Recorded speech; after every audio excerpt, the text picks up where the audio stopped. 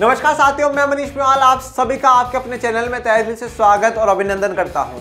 आज हम लोग पढ़ रहे हैं कक्षा 11 की अर्थशास्त्र और अर्थशास्त्र में हम लोग पढ़ रहे हैं अध्याय 2 भारतीय अर्थव्यवस्था 1950 से 1990 और आज हमारा लेक्चर नंबर 8। आइए जानते हैं आज हम लोग क्या पढ़ेंगे। अब जो कृषि वाला जो मुद्दा है ना भैया, वो पूरा खत्म हो गया, पूरा कंप्लीट हो गया। खेतीबाड़ी से ऊपर उठ जाओ और खेतीबाड़ी से ऊपर उठ करके अब द्वितीय क्षेत्र में आप लोग आ जाइए और द्वितीय क्षेत्र में हम लोग बात करेंगे उद्योग और व्यापार की। उद्योग और व्यापार में सरकार का कितना रोल होना चाहिए और प्राइवेट का कितना रोल होना चाहिए वो जानेंगे।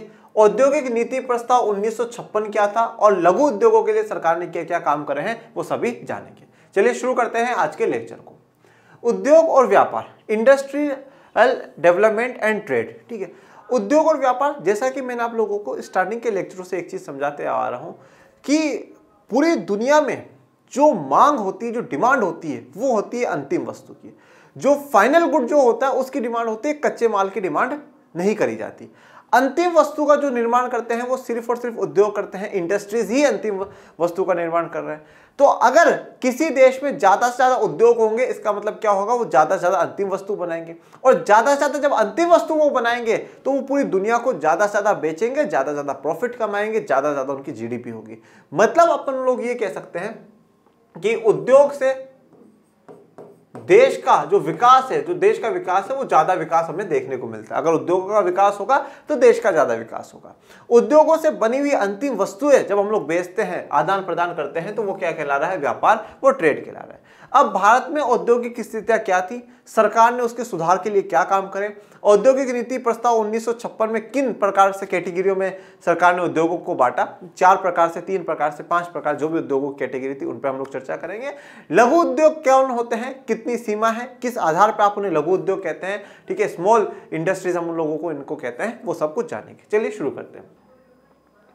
अर्थशास्त्रियों ने ऐसा पाया है कि निर्धन राष्ट्र तभी प्रगति कर पाते हैं जब उनमें अच्छी औद्योगिक क्षेत्र होते हैं। देखिए एक बात हमेशा ध्यान रखिएगा, एग्रीकल्चर है ना, एग्रीकल्चर जो है वो कच्चा माल देता है, रॉ मटेरियल देता है, उसमें कोई डाउट नहीं है।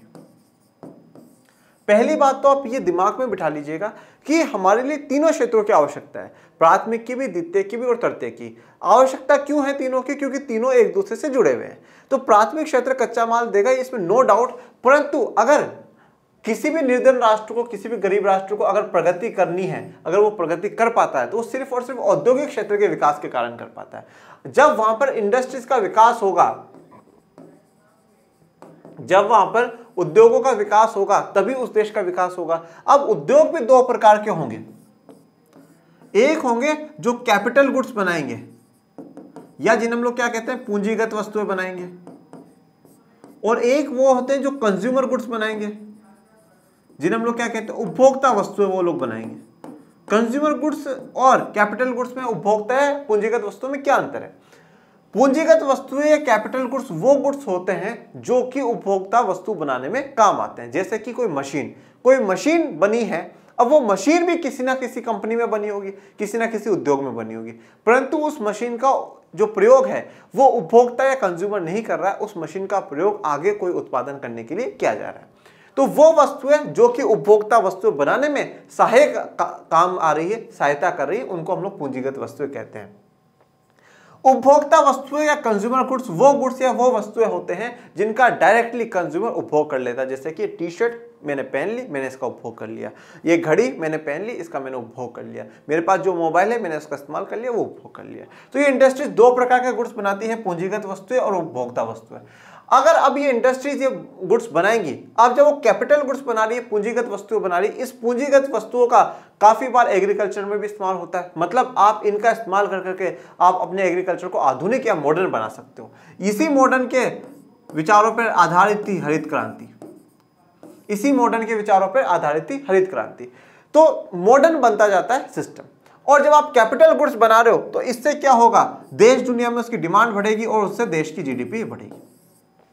मतलब ओवरऑल आप ये कह सकते हो कि इन इंडस्ट्रीज के विकास से, इन उद्योगों के विकास से एक तो कृषि का भी विकास हो सकता है, और जैसे कि हम लोग कहते हैं परिवहन सेक्टर, परिवहन में आपकी मोटरसाइकिल, आपकी ट्रक, आपके डंपर, जितने भी सब कुछ है वो भी किसी ना किसी इंडस्ट्री, किसी ना किसी कंपनी ने बनाए होंगे उद्योग में।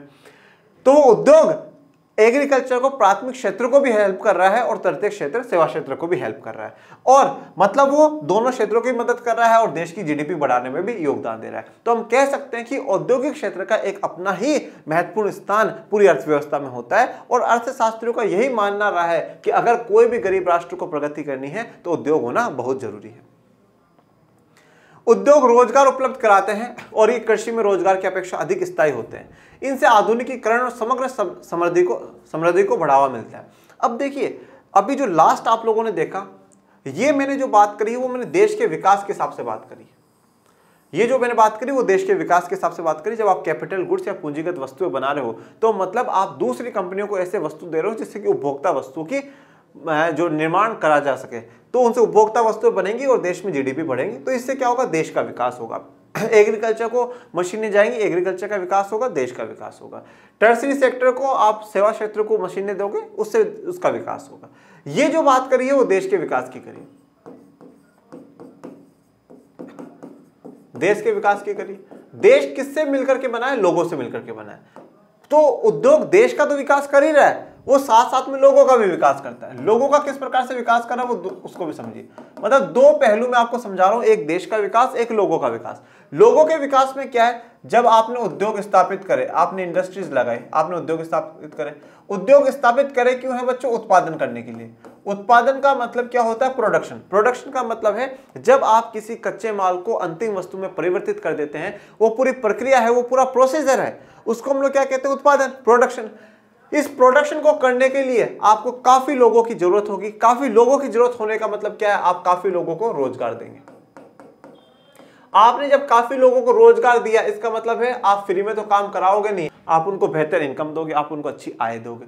जब आप उनको अच्छी आय दोगे तो जो उनका जीवन स्तर है, वो उनका जीवन स्तर कैसा हो जाएगा, बिल्कुल बेहतर, एक नंबर, शानदार, जबरदस्त, जिंदाबाद उनका जीवन स्तर हो जाएगा। जीवन स्तर अच्छा होने का अर्थ क्या होता है सर, ये तो बताइए। जीवन स्तर अच्छा होने का अर्थ यह है कि कल मैं अगर 2 वक्त का खाना खा रहा था और आज अगर मेरी इनकम बढ़ गई है तो मुझे आज ये चिंता नहीं होती कि मुझे 2 वक्त का खाना मिलेगा या नहीं मिलेगा। अगर कल तक मेरे पास घर में मूलभूत मेरी सुविधाएं पूरी हो रही थी परंतु मैं लग्जरियस जो लाइफ जीना चाह रहा था, अब मेरी इनकम बढ़ गई है, मैं वो लाइफ जी पा रहा हूं। आपके जीवन जीने का जो लेवल है उस लेवल में डे बाय डे इंप्रूवमेंट होता जा रहा है, और डे बाय डे इंप्रूवमेंट या सुधार हो रहा है। वो क्यों हो रहा है, क्योंकि आपकी इनकम बढ़ती जा रही है, आपकी आय बढ़ती जा रही है। अगर मैं आज 10,000 रुपए कमाता हूं और मैं ये घड़ी पहनता हूं, जिस दिन मैं 50,000 60,000 कमाऊंगा, हो सकता है मैं इससे बेहतर घड़ी पहनूं। आज अगर मान लीजिए मैं 20,000 40,000 कमाता हूं, मैं मोटरसाइकिल में आता हूं, अगर मैं मान लीजिए 1,00,000 1.5 लाख कमाऊंगा तो मैं कार में आऊंगा। ये क्या है, मेरे जीवन जीने का जो स्तर है, लेवल है, वो बढ़ चुका है, वो बढ़ चुका है, वो स्तर अच्छा हो चुका है, बेहतर हो चुका है। तो यहां पर ये जो विकास हुआ है, ये एक एक व्यक्ति का विकास हुआ है। ये किसका विकास हुआ है, व्यक्ति का विकास हुआ है। तो मतलब उद्योग लोगों का भी विकास कर रहे हैं और देश का भी विकास कर रहे हैं। उद्योग रोजगार उपलब्ध कराते हैं और एक कृषि में रोजगार की अपेक्षा अधिक स्थायी होते हैं। तो कृषि की तुलना में यहाँ पे रोजगार ज्यादा स्थायी होता है। देखिए कृषि में तो क्या है, फसल खराब हो गई तो मजदूरों को निकाल दिया, अब भाई अब नहीं है, इस बार हम ही बोलेंगे, हम कर लेंगे। परंतु जब फैक्ट्रीज जो चलती है, फैक्ट्रीज में अगर कोई बहुत मेहनत से, बहुत ईमानदारी से काम कर रहा है ना, तो आप मान करके चलिए उसका रोजगार काफी लंबे समय तक स्थायी है, काफी लंबे समय तक स्थायी है। और मैं आपको एक बात बताऊं, जैसे ये बात कही जाती है कि प्राइवेट सेक्टर में रोजगार अस्थायी होता है, ठीक है, प्राइवेट सेक्टर में स्टेबिलिटी नहीं, पर मैं आपको एक चीज कहता हूं, ये भी हूं कि अगर आप बहुत ईमानदारी से काम कर रहे हैं, मतलब मैं ये कहता हूं कि आप उस कंपनी के लिए जरूरी बन जाइए, वो आपको निकाल ही ना पाए। हर मालिक, हर कंपनी यही चाहती है कि हमें ईमानदार, चाहे 1% 2% काम कम कर ले, पर ईमानदार, और जब भी जो भी काम करे पूरी लगन के साथ करे, ऐसा स्टाफ मिलना चाहिए। कोई भी अच्छे स्टाफ को गंवाना नहीं चाहता है, कोई भी नहीं गंवाना चाहता, चाहे सरकार हो चाहे प्राइवेट हो, कोई भी नहीं गंवाना चाहता। प्राइवेट में ये होता है कि आप बहुत मन लगा के काम करो तो आपको कभी गिफ्ट दिया जाएगा, आपने छुट्टी भी ले ली तो कोई बात नहीं, आपका पेमेंट नहीं कटेगा, कोई बात नहीं, कर ली, देख लेंगे, आगे देख लेंगे, एडजस्ट कर लेंगे। आपको कभी उधार चाहिए तो आप उधार भी ले सकते हैं, मतलब एक अच्छे संबंध बना सकते हैं। बस जरूरत यह है कि आप लगन के साथ और ईमानदारी के साथ आप उस कंपनी के लिए पूरे दृढ़ संकल्प के साथ आप उनके लिए काम करते रहे। आप उनके लिए काम करते रहेंगे तो आपको किसी भी प्रकार की कोई चिंता करने की जरूरत नहीं है कि आपको निकाल दिया जाएगा या नहीं निकाल दिया जाएगा। ठीक है। और उद्योग, ये बड़ी कंपनियां बड़े लेवल तक की सोचती। कोई भी कंपनी, कोई भी उद्योगपति ये नहीं सोचता कि मैं बस इतना इतना एरिया कवर कर लूँ, बाकी अपन, वो अपने आप के एरिया को बढ़ाता चाहता है। और वो बढ़ा तभी पाएगा जब उसके पास एक बहुत अच्छी टीम हो, बहुत ही अच्छी टीम हो। अकेला क्रिकेट में कप्तान अच्छा खेल ले कुछ नहीं होगा, पर 11 खिलाड़ी बेहतर होंगे तो ही टीम जीत पाएगी। तो इस प्रकार से अगर पूरी टीम बेहतर होगी काम करने वालों की, तो ही वो कंपनी सक्सेसफुल बनती है। और वो अच्छी टीम को कोई भी मालिक निकालना नहीं चाहता। तो यहाँ पे स्थायी काम होता है। आधुनिकीकरण में और समग्र समृद्धि में को बढ़ावा मिलता है। आधुनिकीकरण, मॉडर्नाइजेशन को कैसे, जब उद्योग लगे हैं, मशीनें लगाई जाएंगी, मशीनें बनाई जाएंगी, वो क्या होगा, मॉडर्नाइजेशन होगा। समग्र का मतलब क्या होता है, कॉम्प्रिहेंसिव, पूरा ओवरऑल डेवलपमेंट होगा।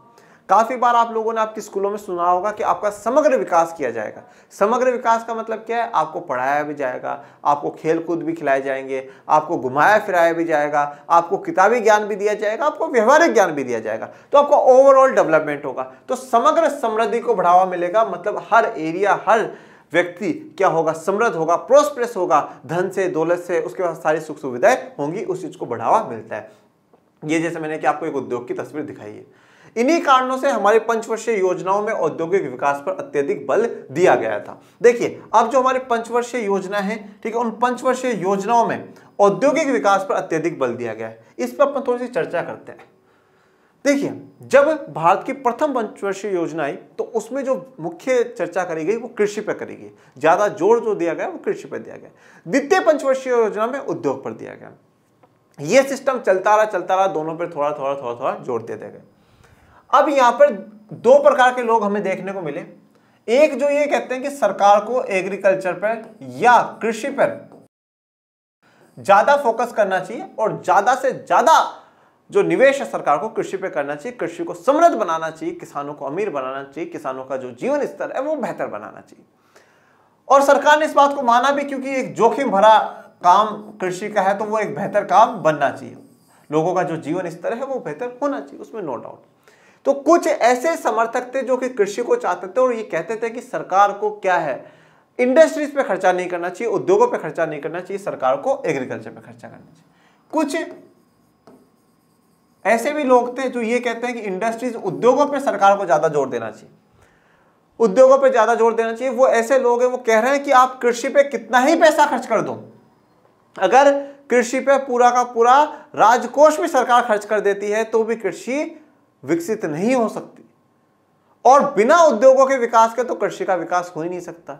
मतलब वो ये सपोर्ट में है कि अगर आप इंडस्ट्रीज का अगर आप विकास नहीं करोगे तो क्या है, कृषि का विकास नहीं होगा। तो इसलिए कृषि का विकास करना है तो आपको उद्योगों का विकास करना है, और उद्योगों के विकास से ही देश की प्रगति हो सकती है। कुछ ऐसे अर्थशास्त्री, कुछ ऐसे बुद्धिजीवी हमारे देश में मानते थे कि भाई इंडस्ट्रीज का विकास होना चाहिए, उद्योगों का विकास होना चाहिए। कुछ का मानना था सरकार को पंचवर्षीय योजनाओं पे जो मुख्य जोर है वो कृषि पे देना चाहिए, कृषि पे देना चाहिए। अब कुछ जो थे ज्ञानी थे, महापुरुष थे, उन्होंने बीच का रास्ता बताया। अब फिर नेहरू जी बोले भाई करना क्या है, एक बात बता दो, कृषि पे ज्यादा जोर देवे या विकास उद्योगों पे ज्यादा जोर देवे। तो कुछ बुद्धिजीवी थे, उन्होंने ये कहा नेहरू जी चिंता मत करो, आप रास्ता हम बताएंगे। बोले क्या रास्ता बता रहे हो? बोले क्यों ना हम लोग कृषि आधारित उद्योग लगाते, हम लोग कृषि आधारित उद्योग लगा देते हैं। कृषि आधारित उद्योगों का मतलब यह है कि कच्चा माल, ऐसे उद्योग ज्यादा लगाया जाए जहां पर कच्चा माल कहां से आए, कृषि से आता हो, एग्रीकल्चर से आता हो। कहे कुछ हद तक ये बात सही भी थी, कुछ हद तक ये बात सही भी थी कि कृषि आधारित उद्योग लगने चाहिए। परंतु सवाल यह था कि अगर कृषि की हम उत्पादकता ही नहीं बढ़ा पाएंगे, अगर हम कृषि की उत्पादकता ही नहीं बढ़ा पाएंगे तो फिर वैसे उद्योगों में सामान जाएगा कहां से? और कृषि की उत्पादकता बढ़ाने के लिए जरूरी है कि उद्योगों में मशीनें बने, बेहतर मशीनें बने। और अगर ज्यादा हम उद्योगों का विकास करते हैं, उद्योगों में ज्यादा मशीनें लगवाते हैं, तो ये कहीं ना कहीं बापू की फिलोसफी के खिलाफ है, गांधी जी की फिलोसफी के खिलाफ था। गांधी जी क्या कहते थे? गांधी जी मशीनों के खिलाफ थे, गांधी जी उद्योगों के खिलाफ कि नहीं, मशीनें काफी लोगों का रोजगार खाती है, तो गांधी जी की फिलोसफी के खिलाफ है। मतलब उद्योगों का विकास करा तो जो गांधी समर्थक हैं वो ये कहेंगे कि नेहरू जी गांधी जी के विरोध में जाकर के काम कर रहे हैं, उनकी फिलोसफी को, उनकी विचारधारा को भूल चुके हैं। तो फिर एग्जैक्टली करना क्या चाहिए था? कृषि की तरफ जाएं, उद्योगों की तरफ जाएं, कृषि आधारित उद्योगों की तरफ जाएं। मेन मतलब मुख्य यहाँ पर जो सॉल्यूशन निकलेगा वो यही निकलता है कि सरकार को दोनों पे ही फोकस करना था। सरकार को एग्रीकल्चर पे भी फोकस करना था और इंडस्ट्रीज पे भी फोकस करना था, दोनों पे सरकार को फोकस करना था। कहीं ना कहीं मैं कह सकता हूं कि सरकार को बैलेंस बनाने की जरूरत थी कि कृषि का भी विकास हो और उद्योगों का भी विकास हो। परंतु अगर सरकार ज्यादा फोकस करना चाहे तो उद्योगों पे ज्यादा फोकस करे, इंडस्ट्रीज पे ज्यादा फोकस करे। इंडस्ट्रीज पे ज्यादा फोकस करने का अर्थ यह नहीं है कि वो कृषि को बिल्कुल पूर्ण रूप से भूल जाए, ऐसा बिल्कुल भी नहीं करना है। कृषि को पूर्ण रूप से भूलना नहीं, उसके विकास पे भी सरकार को समय समय पे पैसे खर्च करने हैं, जैसा कि आपने देखा हरित क्रांति के समय में सरकार ने करे। गरीब किसानों को भी समानता बनाए रखने के लिए उनको भी काफी सहायता सरकार ने दी। तो सरकार दोनों के बीच में बैलेंस बना करके चल रही है, परंतु इंडस्ट्रीज का विकास कहीं ना कहीं सरकार का मुख्य लक्ष्य द्वितीय पंचवर्षीय योजनाओं से बन जाता है। जब भारत आजाद होता है तो भारत के पास बहुत कम उद्योग थे, ठीक है, बहुत कम इंडस्ट्रीज थी, जिनमें सूती वस्त्र, ठीक है, जो कॉटन है वो पटसन, देखिए पटसन कोई बहुत अजीबोगरीब कुछ भी नहीं है, जूट, ठीक है ना, जूट का नाम सुना है ना, जूट को ही पटसन कहते हैं। तुम लोग बहुत पटसन में कुछ पता नहीं क्या क्या समझ लोगे, तो पटसन का मतलब है जूट। और जूट क्या होता है, बोरी देखिए, गेहूं वाली बोरी, तो गेहूं वाली बोरी जो जिससे बनी होती है ना वो जूट होता है। इसको जूट को क्या कहा जाता है, सुनहरा रेशा कहा जाता है। क्या कहा जाता है, सुनहरा रेशा। इंग्लिश में क्या कहते हैं, गोल्डन फाइबर। क्लास 10th में पढ़ा होगा, नहीं पढ़ा तो मैं तुम लोगों की पिटाई कर दूंगा, ठीक है ना। 10th में पढ़ा होगा गोल्डन फाइबर किसको कहते हैं, जूट को कहते हैं। जमशेदपुर कहां पर बच्चों, झारखंड में, ठीक है। ये जगहों के नाम आप थोड़ा सा याद रखा करो, जिससे आपको आगे जाकर के प्रॉब्लम नहीं होगी। झारखंड में। कोलकाता कहां पर है, बंगाल में, पश्चिम बंगाल या वेस्ट बंगाल, WB में लिख देता हूं मैं। लोहा व इस्पात की सुप्रबंधित फर्में थी। जब भारत आजाद हुआ तो जमशेदपुर झारखंड और कोलकाता में क्या थी, लोहा व इस्पात। इस्पात का मतलब क्या होता है, स्टील।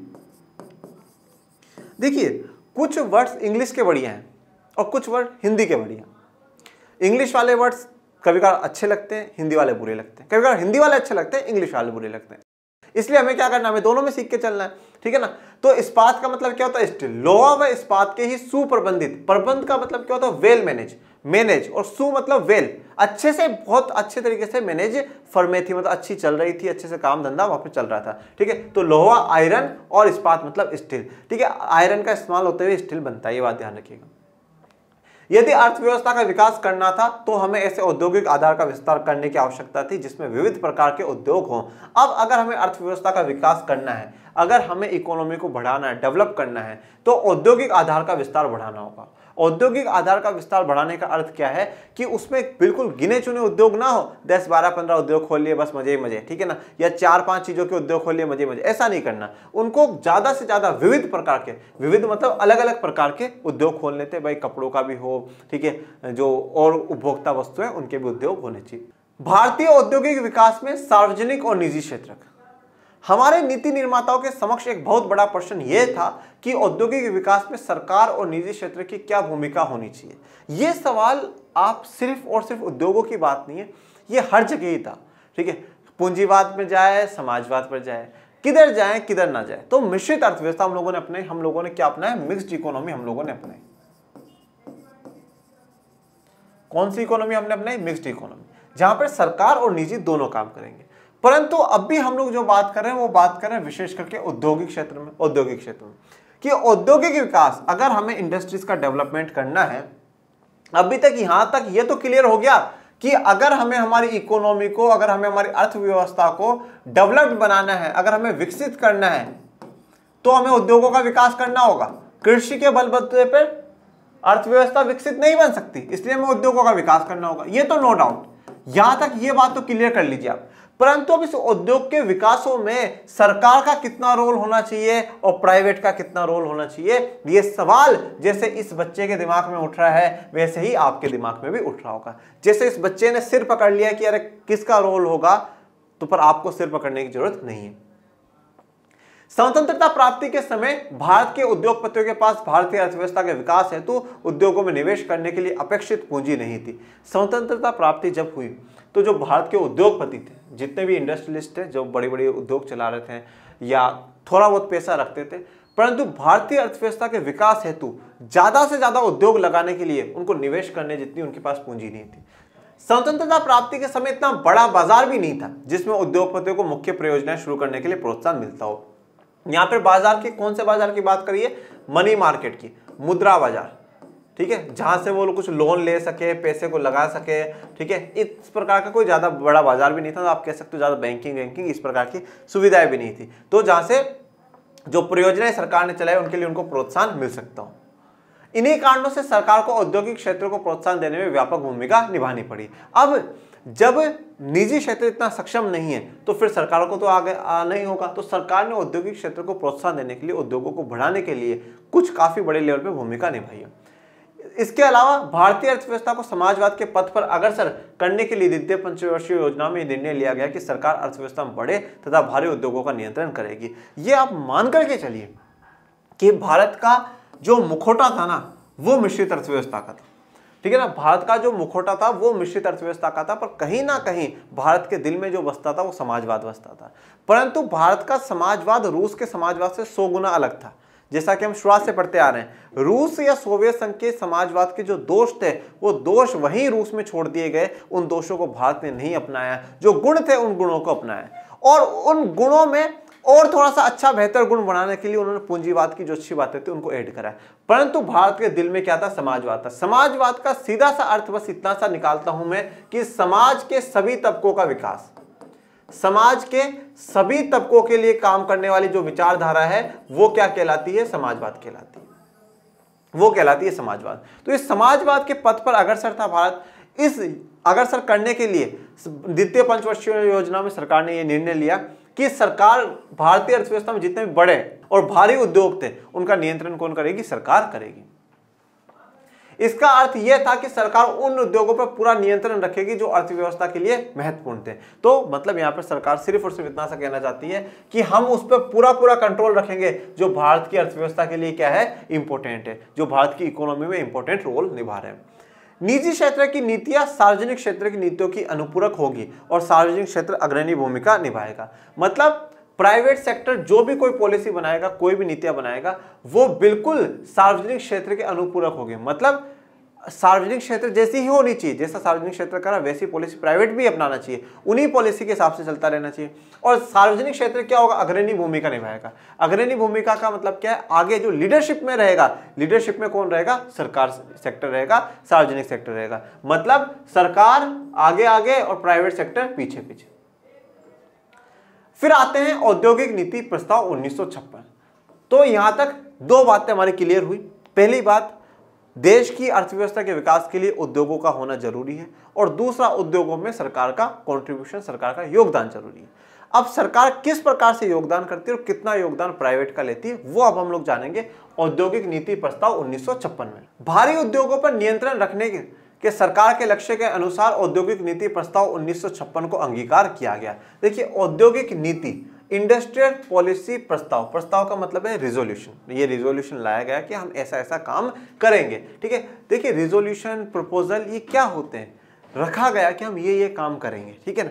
तो औद्योगिक नीति, इंडस्ट्रियल पॉलिसीज को लेकर के कुछ बातें, कुछ प्रस्ताव रखे गए कि भाई हम ये काम करेंगे। कब? 1956 में। तो जो भारी उद्योगों पर कंट्रोल करने के लक्ष्य से क्या लेकर के आया गया था? औद्योगिक नीति प्रस्ताव 1956 लेकर के आई सरकार। इस प्रस्ताव को द्वितीय पंचवर्षीय योजना का आधार बनाया गया कि अब पूरी की पूरी जो सेकंड 5 ईयर प्लान है वो इसी के हिसाब से बननी चाहिए। द्वितीय योजना में समाज के समाजवादी स्वरूप का आधार तैयार करने का प्रयास किया गया, और जो द्वितीय पंचवर्षीय योजना है उसमें समाज के समाजवादी स्वरूप का, समाज को कैसा बनाना, समाजवादी स्वरूप उसको बनाना है, ऐसा आधार तैयार करना शुरू कर दिया गया। इस प्रस्ताव के अनुसार उद्योगों को 3 वर्गों में वर्गीकृत किया गया। यहाँ पे 3 भागों में अब उद्योगों को बांटा गया। प्रथम वर्ग में वे उद्योग शामिल थे जिन पर सरकार का अनन्य स्वामित्व था। मतलब आप कह सकते हैं पहली कैटेगरी ऐसी बना दी, उसमें वह सारे उद्योग आएंगे जहां पर 100% 100% किसका कंट्रोल होगा? सरकार का कंट्रोल होगा। मालिक कौन होगा? सरकार मालिक होगी। स्वामी का मतलब क्या है बच्चों? स्वामी का मतलब होता है मालिक। तो 100% जो मालिक होगी वो कौन होगी? सरकार होगी। दूसरे वर्ग में वे उद्योग शामिल थे जिनके लिए निजी क्षेत्र सार्वजनिक क्षेत्र के साथ मिलकर प्रयास कर सकते थे। परंतु जिनमें नई इकाइयों को शुरू करने की एकमात्र जिम्मेदारी राज्य की होती है। राज्य का मतलब जो देश की सरकार है उसकी होगी। सेकंड कैटेगरी में उन उद्योगों को डाला गया कि भाई प्राइवेट और गवर्नमेंट दोनों मिलकर के काम करेगी, परंतु अगर कौन सा उद्योग लगेगा और कौन सा नहीं लगेगा वो सरकार डिसाइड करेगी। मतलब आप ये कह सकते हैं कि भाई 80-20 का रेशियो चल रहा है, 80% सरकार कंट्रोल कर रही है, 20% थोड़ा बहुत प्राइवेट को देखा गया है। तीसरे वर्ग में वे उद्योग शामिल थे जो निजी क्षेत्र के अंतर्गत आते हैं। अब तीसरे में पूरा का पूरा जो कंट्रोल है वो किसके हाथ में है? निजी क्षेत्र के हाथ में। परंतु अभी रुकिए, आप ऐसा इतनी आसानी से मत सोचिए कि सरकार पूरा का पूरा कंट्रोल निजी के हाथ में दे देगी, प्राइवेट के हाथ में दे देगी, बिल्कुल भी नहीं। 3 कैटेगरी हमने देखी, फर्स्ट, सेकंड और थर्ड। ये 3 कैटेगरी है। पहली कैटेगरी में पूरा का पूरा जो है गवर्नमेंट के हाथ में 100%, 100%। दूसरी कैटेगरी में क्या करा गया? प्राइवेट प्लस गवर्नमेंट दोनों मिलकर के काम करेगी, पर जो सुपीरियर रहेगी वो कौन रहेगी? गवर्नमेंट रहेगी। इंपोर्टेंट जो है वो गवर्नमेंट रहेगी। तीसरे सेक्टर में अब एक इंटरेस्टिंग बात बताता हूं, प्राइवेट को पूरा का पूरा, पहला गवर्नमेंट, तीसरा प्राइवेट और बीच में दोनों के दोनों मिल जाएंगे। परंतु यहां पर प्राइवेट को कंट्रोल जो करने का काम करेगी वो सरकार करेगी। अब आप बोलोगे सरकार कैसे कंट्रोल करेगी? सर टैक्स ले लेगी। टैक्स तो लेगी भैया, टैक्स तो किसी से नहीं छोड़ना, क्योंकि ये देश के विकास के लिए महत्वपूर्ण है। टैक्स लेगी। उसके अलावा कौन सी कंपनी कौन सी चीज का उत्पादन कर सकती है ये डिसाइड कौन करेगी? सरकार डिसाइड करेगी। आपको कंपनी स्टार्ट करने से पहले आपको लाइसेंस बनवाना पड़ेगा कि हाँ सर मैं इस चीज का उत्पादन शुरू करना चाहता हूं, प्लीज आप इसका लाइसेंस दे दीजिए। आपको काफी डॉक्यूमेंट जो है वो सरकार से जारी करवाने पड़ेंगे। सरकार अगर उन डॉक्यूमेंट्स को पास कर देती है तो ही आप उद्योग चला सकते हैं। मतलब मैं ये कहना चाहता हूं कि अगर आप 1990 के दौर तक देखेंगे तो आप ये देखने को आपको ये मिलेगा कि देश में एक उद्योग, एक निजी क्षेत्र के द्वारा व्यापार करना, कोई इंडस्ट्री लगाना बिल्कुल वैसी ही कंडीशन थी जैसा कि बहुत ही मुश्किल, या जैसे हम हिंदी में मुहावरे पढ़ रहे हैं कि चने चबाना, इस प्रकार का, मतलब काफी मुश्किल कार्य वो था। इतनी आसानी से उद्योग लग ही नहीं सकते थे। मतलब आप कह सकते हैं कि ओवरऑल जो पूरा कंट्रोल था वो किसका था? सरकार का कंट्रोल था। कह दिया कि निजी क्षेत्र का स्वामित्व है, सब कुछ निजी क्षेत्र करेगा, पर करेगा हमारी परमिशन से। यद्यपि निजी क्षेत्र में आने वाले उद्योगों को भी एक वर्ग था, लेकिन इस क्षेत्र को लाइसेंस पद्धति के माध्यम से राज्य के नियंत्रण में रखा गया। लाइसेंस पद्धति, लाइसेंस सिस्टम, लाइसेंस लो, आप इस चीज का उत्पादन करोगे, इसका नहीं करोगे, कितना नहीं करोगे, सब कौन डिसाइड करेगा? राज्य डिसाइड करेगा, मतलब सरकार डिसाइड करेगी। नए उद्योगों को तब तक अनुमति नहीं दी जाती थी जब तक सरकार से लाइसेंस नहीं प्राप्त कर लिया जाता था। कोई भी जो नया उद्योग है उस नए उद्योग को तब तक अनुमति का मतलब होता है परमिशन, जब तक परमिशन नहीं मिलती थी जब तक सरकार उसे लाइसेंस ना जारी कर दे। क्योंकि सरकार ने बोल दिया कि हाँ भाई अब आप इस चीज का उत्पादन कर सकते हो, करिए, जब तक सरकार ना बोल दे तब तक आप उस चीज का उत्पादन नहीं कर सकते। इस नीति का प्रयोग पिछड़े क्षेत्रों में उद्योगों को प्रोत्साहित करने के लिए किया गया। देखिए अब यहां तक की बात तो क्लियर हो गई आपकी। अब जो पिछड़े क्षेत्र हैं उसमें उद्योगों को लगाने के लिए सरकार ने ऐसी नीति बनाई। सरकार का एक काम तो ये था कि भाई जहां जहां हम लगा सकते हैं हम लगाएंगे उद्योग, बहुत बढ़िया बात है। पर देश के जो पिछड़े क्षेत्र हैं, जैसे कोई गांव में, ग्रामीण इलाकों में, कोई बहुत पिछड़े इलाके, वहां पर क्या है, प्राइवेट सेक्टर अपना लगा ले, उद्योग लगा ले। वहां पर वो उद्योग लगा लेगा तो 2 फायदे होंगे। पहला फायदा तो क्या है, प्राइवेट सेक्टर अपना उत्पादन कर पाएगा। दूसरा, उस एरिया का जो है, उस क्षेत्र का क्या हो जाएगा, विकास हो जाएगा। तो जो कोई भी व्यक्ति या ऐसा उद्योगपति उन पिछड़े क्षेत्रों में जाकर के उद्योग लगाना चाहता तो सरकार बहुत आसानी से उनको लाइसेंस दे रही थी। मतलब मैं इतना सा कहना चाहता हूँ, सरकार की कोई नीतियां गलत नहीं थी, सरकार अपनी दिशा में सही काम कर रही थी। सरकार की कोशिश यही थी कि भाई पिछड़े क्षेत्रों का भी विकास हो जाएगा और थोड़ा बहुत प्राइवेट पे हमारा भी कंट्रोल बना रहेगा। यदि उद्योग आर्थिक रूप से पिछड़े क्षेत्रों में लगाए गए तो लाइसेंस प्राप्त करना आसान था। जो आर्थिक रूप से पिछड़े हुए क्षेत्र हैं अगर उनमें लगाए तो लाइसेंस प्राप्त करना आसान था।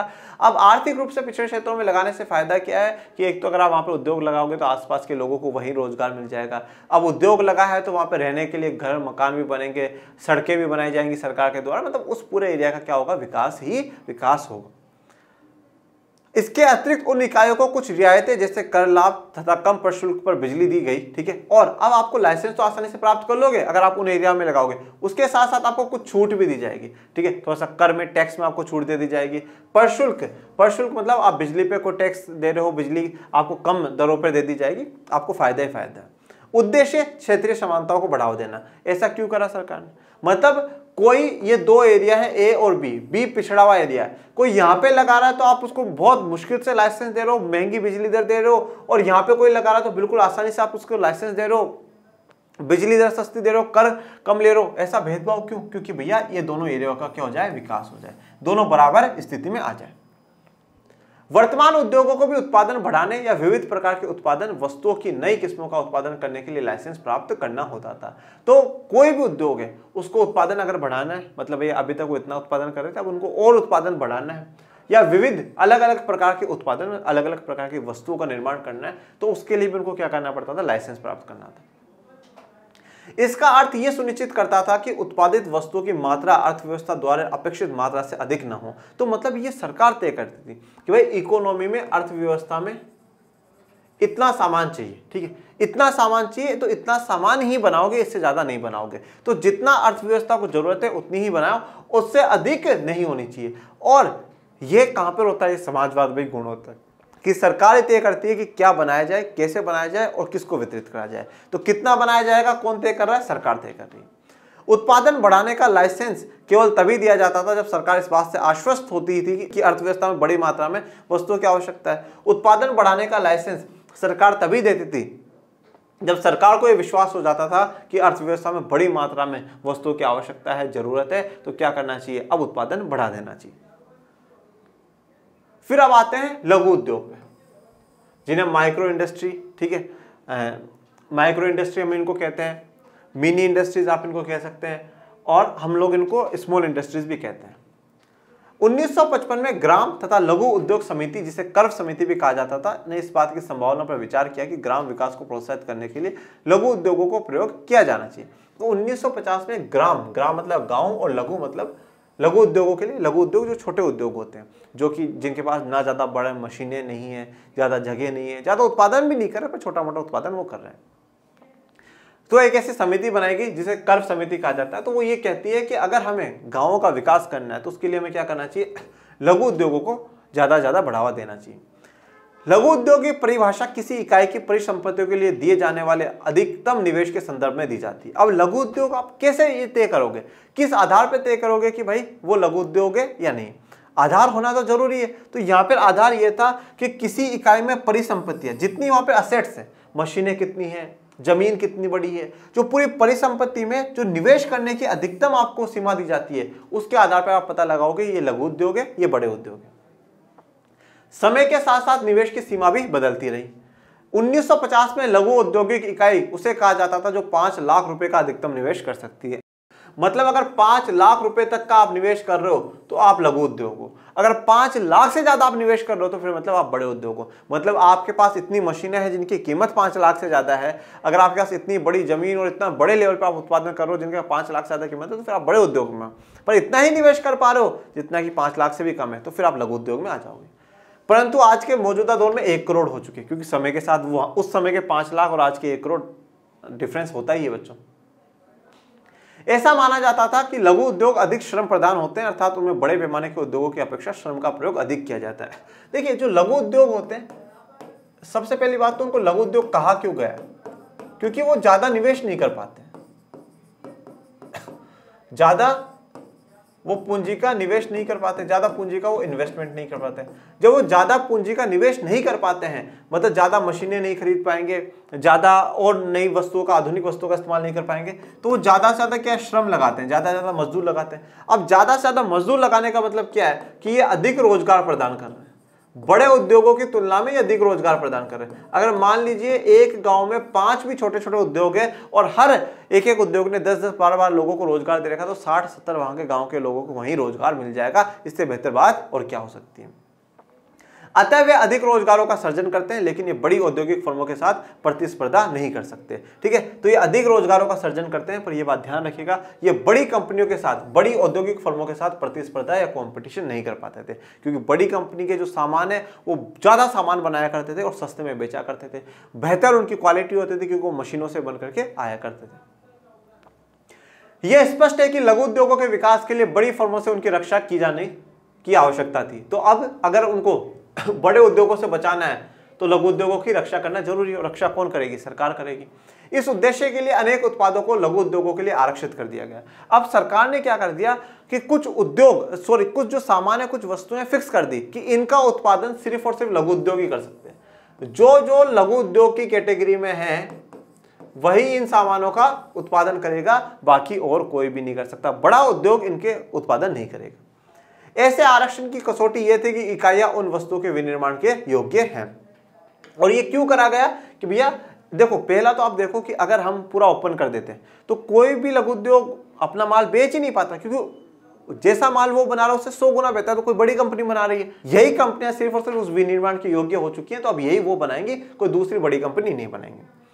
उन्हें अन्य रियायतें भी दी गई, जैसे कम उत्पाद शुल्क और कम ब्याज दरों पर बैंक ऋण। और उनको बाकी जो छूट है, बाकी जो आसान उनके लिए काम करा सरकार ने, वो ये करा कि कम उत्पाद शुल्क, ठीक है भाई, आपका कोई उत्पाद शुल्क मतलब आप कोई प्रोडक्ट पे कोई शुल्क लग रहा है वो कम लेगी सरकार, ठीक है। और आपको कम ब्याज दरों पर बैंक ऋण दिया गया कि आप बैंक से पैसा लीजिए, कम ब्याज दर पे देंगे और आप आराम से उसको लौटा दीजिएगा। सरकार आपके साथ है, आप लघु उद्योगों से उत्पादन बढ़ाइए और आप भी एक बड़े उद्योग बनिए। ये सरकार की कोशिश है। तो आज जो हमारा उद्योग और व्यापार है वो पूरा कंप्लीट हो गया है। आपको कोई भी डाउट हो आप कमेंट बॉक्स में मेंशन करिएगा और बताइएगा आज का लेक्चर आप लोगों को कैसा लगा। और प्लीज़ मेरे प्यारे प्यारे बच्चों, ज़्यादा से ज़्यादा लाइक शेयर सब्सक्राइब कर दीजिए और मिलते हैं नेक्स्ट लेक्चर में। तब तक के लिए थैंक यू सो मच। जय हिंद, जय भारत।